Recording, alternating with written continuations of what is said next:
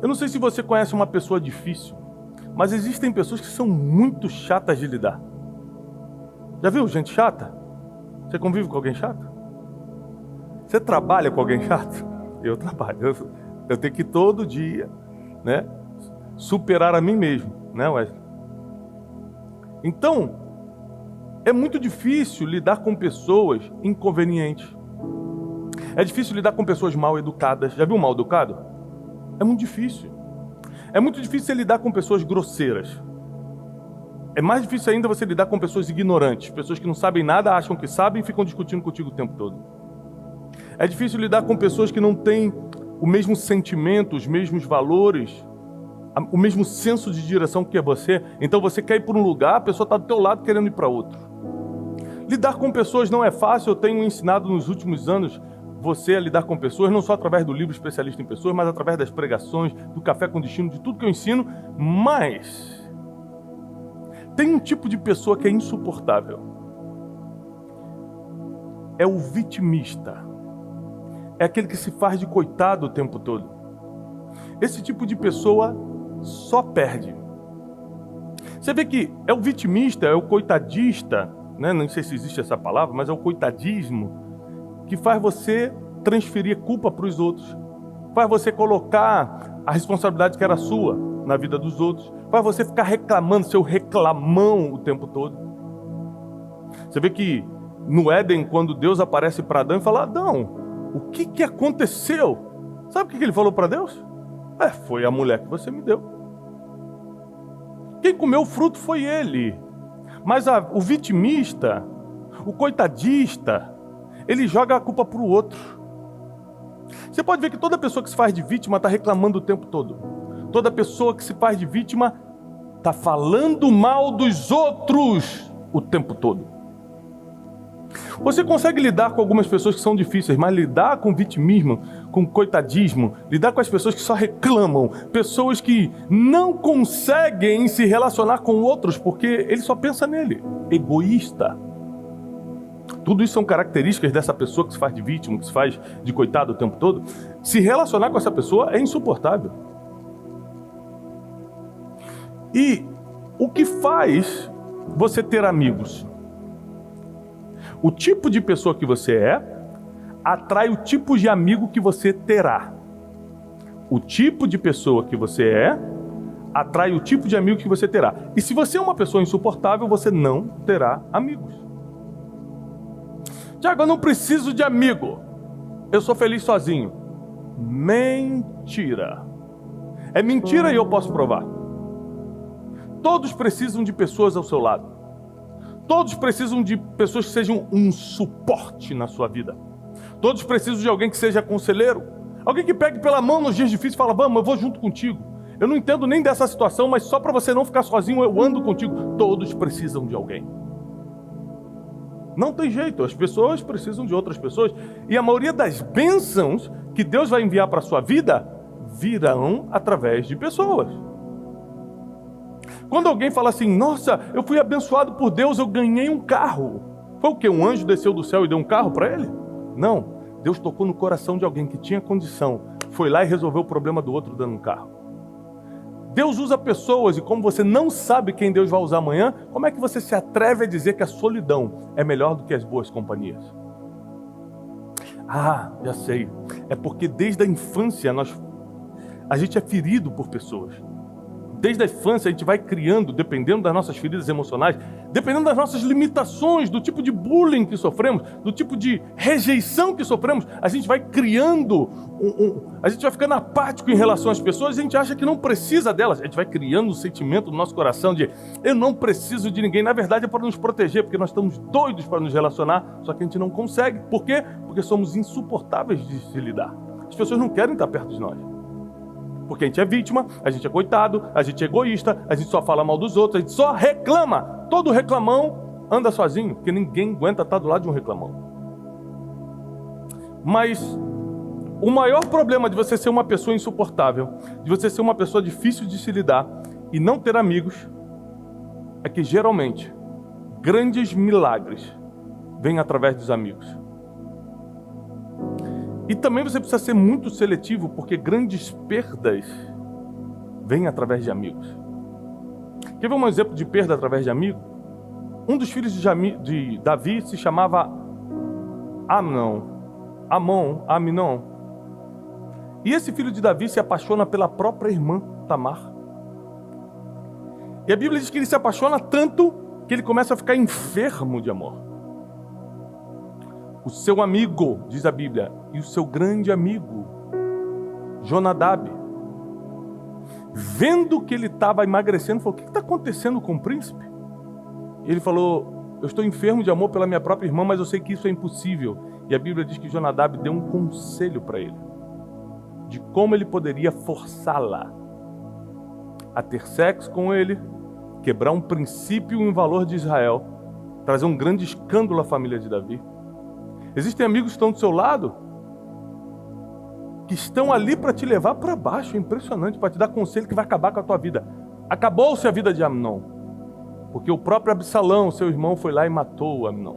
Então grava o seguinte: fazer amigos já é uma grande dificuldade. Fazer amigos certos, aí que eu quero ver. Porque você precisa ser uma boa pessoa para atrair amigos. Mas presta atenção, você atrai, já te ensinei isso, hein? Você atrai o tipo de pessoa que é.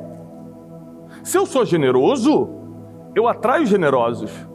Se eu sou pecador e vivo no pecado, todos somos pecadores, mas eu quero dizer, você vive no pecado, você atrai gente que adora o pecado.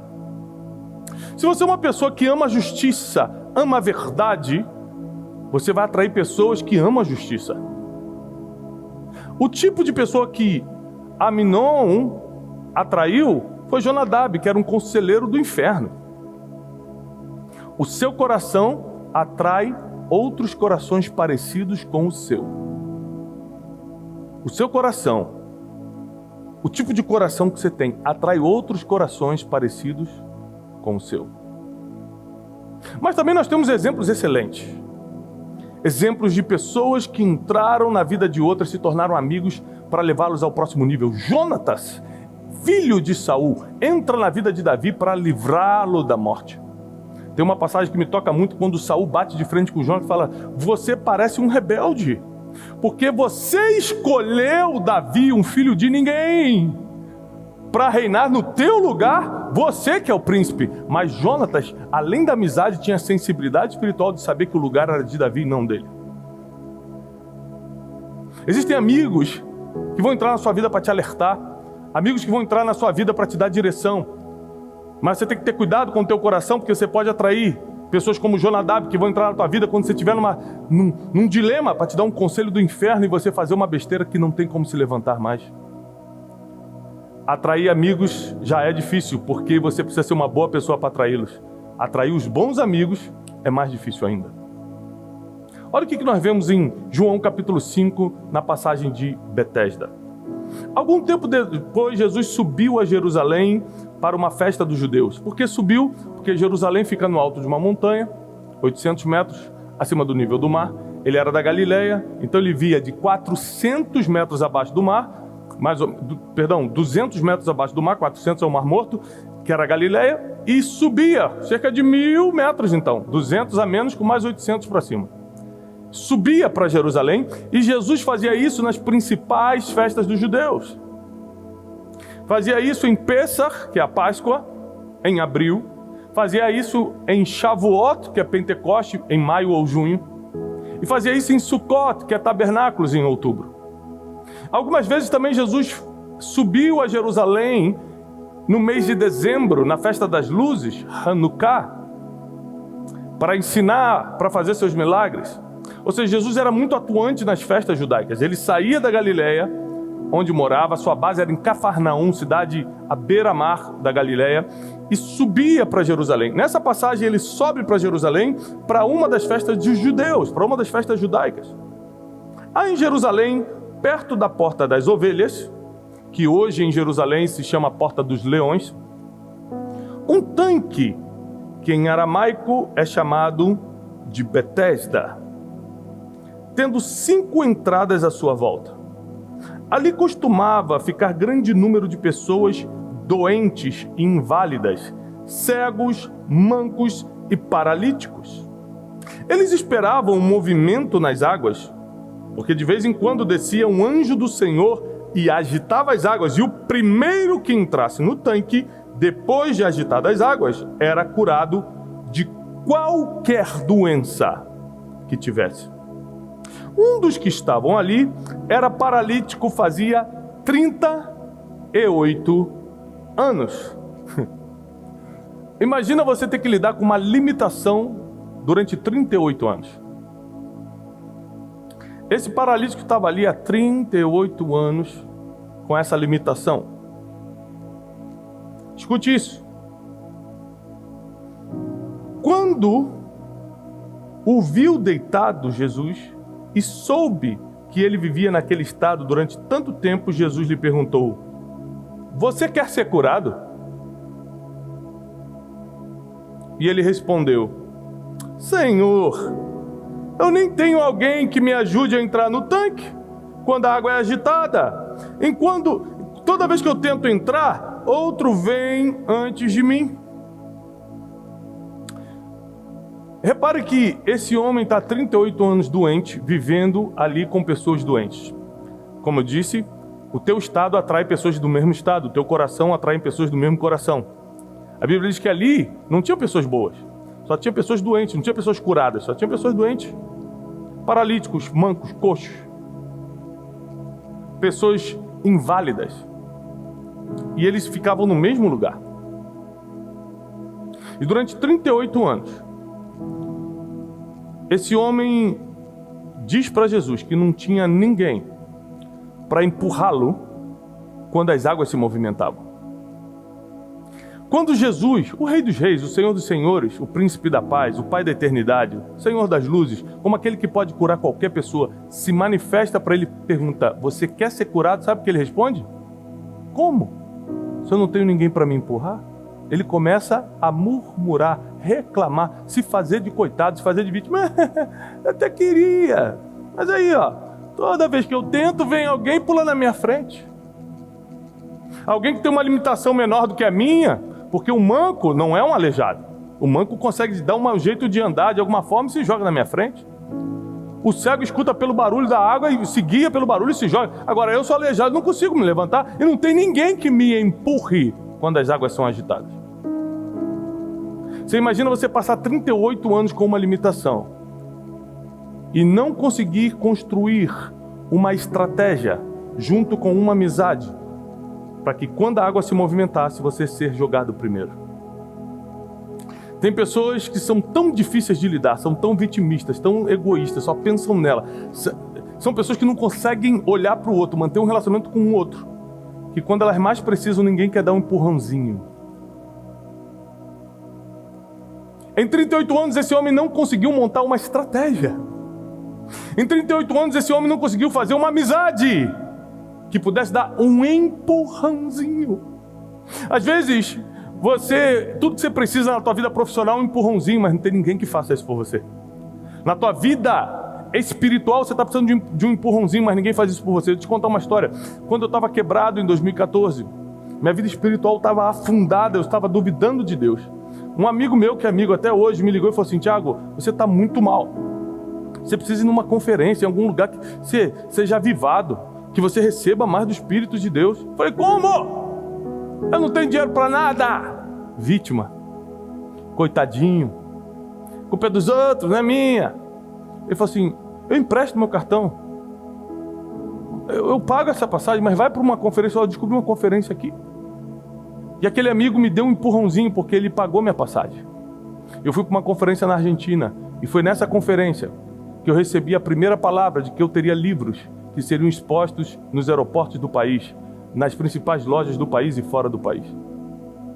Se não fosse por esse empurrãozinho, naquele dia eu continuaria na minha casa e não receberia a palavra que deu um destino na minha vida, profissional e ministerial.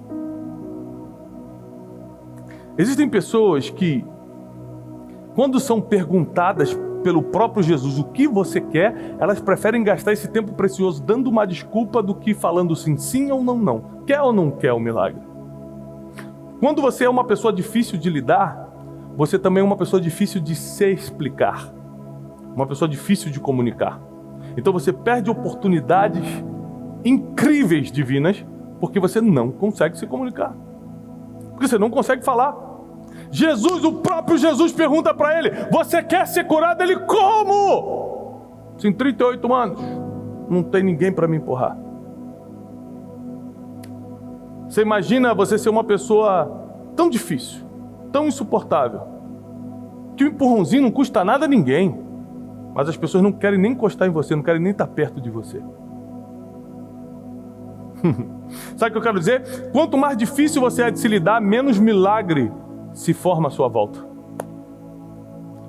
Quanto mais insensato, quanto mais ignorante, quanto mais coitadista, quanto mais vitimista, quanto mais egoísta, quanto mais murmurador, quanto mais reclamão, quanto mais fofoqueiro, fofoqueira você é, menos as pessoas querem estar ao seu lado. E quando você precisa só de um empurrãozinho, ninguém está à sua volta para empurrar. Quando eu entendi essa mensagem, eu entendi que eu precisava melhorar como pessoa. Porque não existe capacidade suficiente no ser humano para realizar as coisas sozinhos nessa terra. Nós precisamos, acima de tudo, da misericórdia e da graça de Deus e de certos empurrãozinhos de pessoas que Deus coloca ao nosso lado. Às vezes, o que está faltando para a tua vida mudar de status, você sair do status de inválido para o status de alguém que recebeu um milagre, é de um empurrãozinho. E deixa eu te falar uma coisa, geralmente Deus usa pessoas para te dar esse empurrão. Deus é soberano, Ele pode fazer do jeito dele, pode mandar um anjo.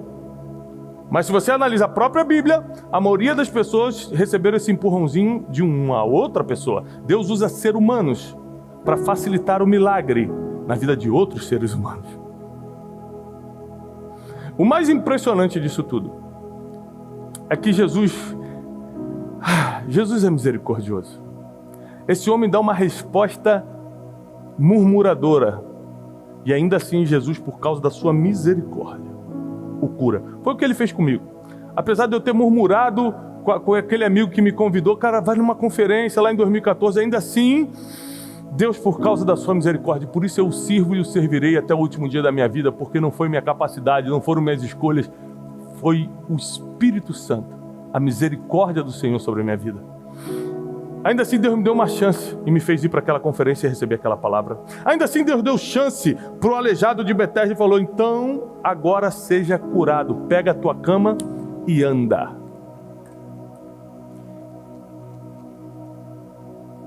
Jesus quebra um protocolo porque essa cura acontece em um sábado. O Shabat para os judeus é algo muito importante. Shabat, que é o sábado, para os judeus começa às 6 horas no findar do sol, mais ou menos às 6 da tarde, e termina no sábado, mais ou menos 6 da tarde. Nesse período, na cultura judaica, não se pode fazer nenhum tipo de trabalho manual.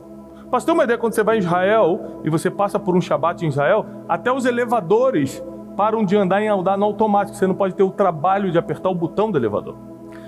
Os judeus levam muito a sério essa questão e Jesus estava curando, ou seja, trabalhando, porque o ministério de Jesus para ele era um trabalho. O tempo todo ele fala assim: meu pai trabalha até agora, porque eu não vou trabalhar. Jesus estava trabalhando literalmente no sábado. Ele quebra um protocolo, porque a vida vale mais do que o Shabat, diz a própria Torá. A vida vale mais do que o sábado. Então, para salvar uma vida, Jesus explica isso para os fariseus uma vez, se o gado, se uma ovelha, se uma vaca, se um boi de vocês cair num buraco no sábado, vocês vão deixá-lo morrer, vocês não vão tirar? Ele falou: não, a gente tira então, porque a vida vale mais. Então, naquele sábado, Jesus viu que aquela vida valia mais do que o protocolo. Ele nem merecia, porque ele era um reclamão. Mas já pensou se Jesus nos curasse por merecimento? Já pensou se ele nos abençoasse por meritocracia? Meritocracia é importantíssima e eu defendo essa causa, porém no trabalho. Você prospera na medida que produz. Quanto mais produzir, mais vai prosperar. Meritocracia, mais vai receber. No reino de Deus,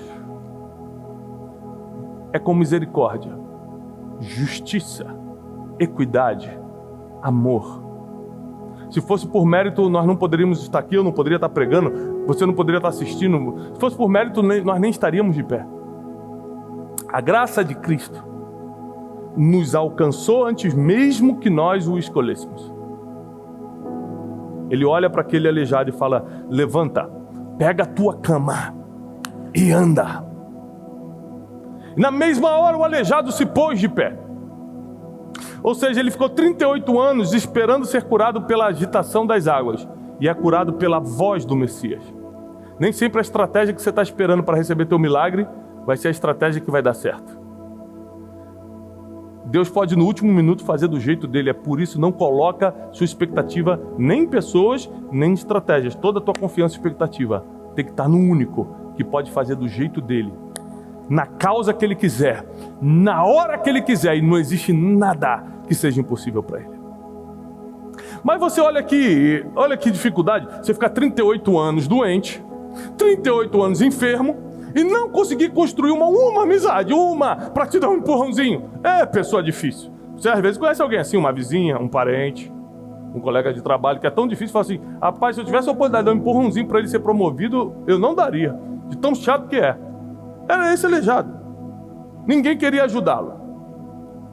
Mas só para você entender que não é questão se Jesus quer curar ou não, porque ele veio para isso. Ele veio para nos salvar. Jesus quer me salvar, ele veio para isso. Jesus quer me curar, ele veio para isso. Ele quer. Jesus quer me abençoar, Jesus quer me prosperar, ele veio para isso. Ele veio para pregar o evangelho aos pobres, diz a palavra. Ele veio para tirar os pobres de espírito, de alma e de matéria. Ele veio tirar os pobres da escravidão da pobreza. Ele veio tirar o doente da escravidão da doença. Ele veio tirar o pecador da escravidão do pecado. Ele veio para isso. É a missão dele, é o trabalho dele. Então não depende de Jesus, porque ele quer isso. Depende de quem está precisando. Eu vou te provar. Se você abrir comigo em Marcos capítulo 2, ou seja, Mateus, Marcos, Lucas e João, a biografia de Jesus, os 4 evangelhos. A biografia de Jesus, é lógico, é contemporânea, esses milagres aconteceram no mesmo tempo, na mesma época. Então a história que eu vou ler é contemporânea, aconteceu na mesma época que o milagre de Betesda. Marcos 2 diz assim: poucos dias depois, tendo Jesus entrado novamente em Cafarnaum, o povo ouviu falar que ele estava em casa. Aqui é uma das provas que Jesus morava em Cafarnaum. A base ministerial era em Cafarnaum. Então muita gente se reuniu ali, de forma que não havia lugar nem sequer junto à porta, e Jesus lhes pregava a palavra. Vieram alguns homens trazendo um paralítico, carregado por 4 amigos. Quantos? 4. Não podendo levá-lo até Jesus por causa da multidão, eles subiram no teto, retiraram parte da cobertura onde Jesus estava e baixaram a maca em que estava deitado o paralítico. Vendo Jesus a fé deles, disse ao paralítico: filho, os teus pecados estão perdoados. O que nós vamos ver aqui é incrível. Primeiro, vai ser a primeira vez que Jesus vai curar uma pessoa, não pela fé da pessoa, mas pela fé dos amigos. Jesus viu a fé deles, viu a fé dos amigos e curou quem precisava. Eu não consigo, talvez hoje, pular um muro de 2 metros, de 3 metros, sei lá. É difícil, eu vou suar muito. Esses homens conseguiram colocar um paralítico nas costas e subir um telhado. Tirar parte do telhado, naquela época era feito de palha. Descê-lo por uma corda, pensa na musculação. Para que ele pudesse estar perto de Jesus. 4 amigos pararam o seu dia. Pediram dispensa do seu trabalho. Pararam sua agenda. E foram lutar, suar, para dar um empurrão na vida de outro amigo.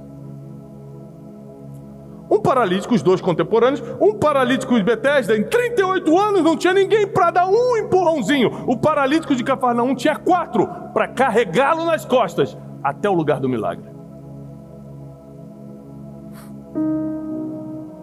Você, para ter 4 amigos que dão a vida por você, você tem que ser uma pessoa muito gente boa.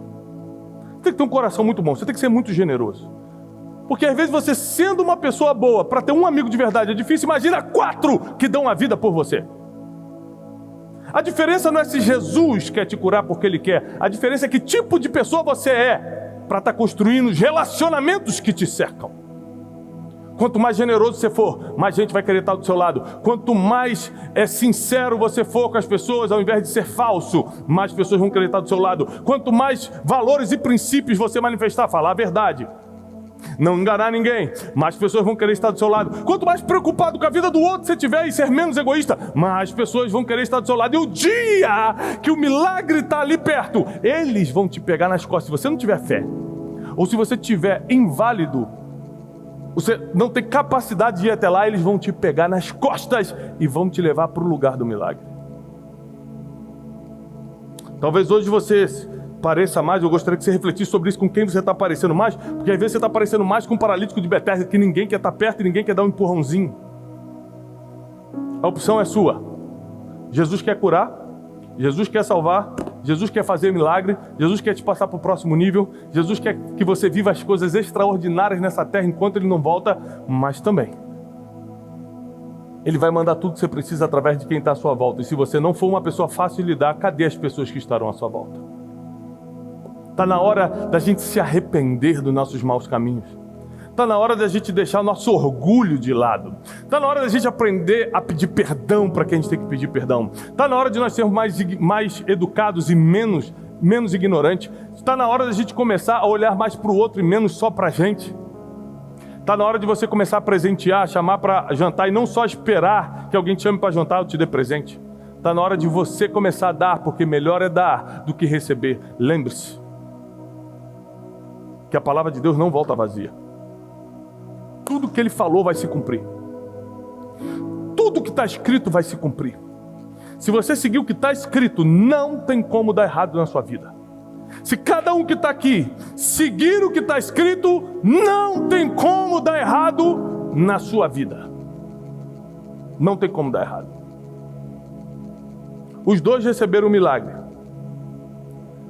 Mas um recebeu no primeiro dia que Jesus apareceu em casa, o outro demorou 38 anos.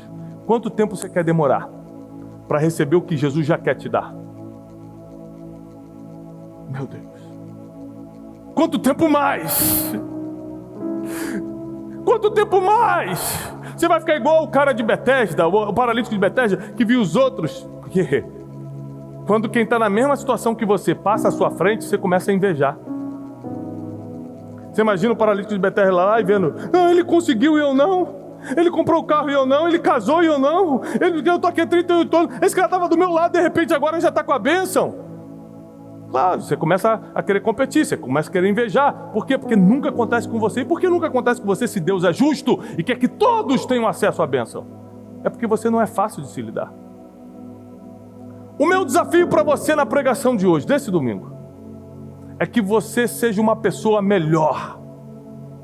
Coloca a mão no seu coração, onde você estiver agora, e declara: eu serei uma pessoa melhor. Eu serei uma pessoa melhor. Não depende de Deus, depende de você. Depende de você ser mais generoso, de você perdoar mais, de você falar mais baixo, de você se preocupar mais com as pessoas. Depende de você. Você parar de ser chato, parar de ser pidão, parar de ser ranzinza, egoísta, ignorante. Para que o teu coração, agora renovado pela palavra, comece a atrair pessoas boas ao teu redor. E essas pessoas vão vir carregadas de bênçãos para te levar para um nível que sozinho você jamais chegaria. Eu não sei se essa palavra está fazendo sentido para vocês, mas se você está em casa me assistindo, olha para mim. Se você está em casa me assistindo e essa palavra está fazendo sentido para você, pega esse link agora, porque através da pregação da palavra a gente entra em muitas casas. Pega esse link agora, e manda pelo menos para 7 pessoas que precisam escutar a pregação desse domingo. Não deixa de compartilhar esse canal. Esse canal aqui só existe para te abençoar. De segunda a sexta tem Café com Destino nesse canal. Todo domingo tem pregação nesse canal. Só existe para você. Muita gente precisa se inscrever nesse canal, quem não é inscrito. Muita gente precisa conhecer, então compartilha com todo mundo. Vale a pena você ser um missionário, ser uma missionária e espalhar essa mensagem. Por último, eu encerro dizendo o seguinte: tudo que você precisa já está na mão de Deus. E geralmente Deus distribui o que você precisa através de quem está à sua volta. Vou repetir para você anotar. Tudo que você precisa já está na mão de Deus. E geralmente, tudo que você precisa está na mão de Deus, Ele distribui para as pessoas que estão à sua volta. Então, quanto mais bons relacionamentos você manter, mais canais de bênção você cria para receber. E nessa manhã eu quero abençoar a tua vida e tua casa. E declarar que você vai ser uma pessoa melhor. Sua mulher vai sentir a diferença. Marido, sua mulher vai sentir a diferença.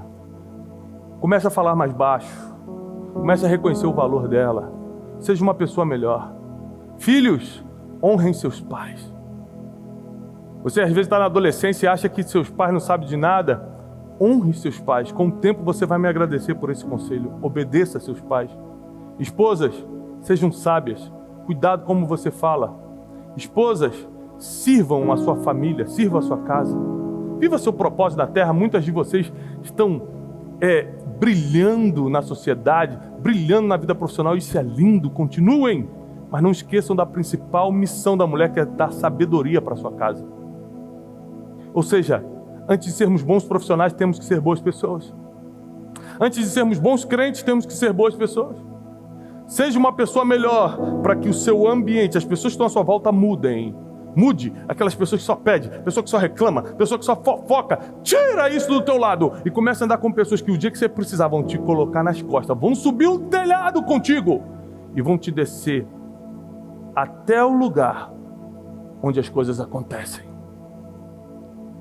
Nem olhos viram, nem ouvidos ouviram, e nem jamais penetrou no coração do ser humano que Deus tem preparado para aqueles que o amam. E se você ama ao Senhor, celebre agora onde você está. Glorifique o nome de Deus. Porque Ele vive e reina para todo sempre. Amém. Eu desejo paz e prosperidade para você e para a sua família. Até o próximo domingo, em nome de Jesus.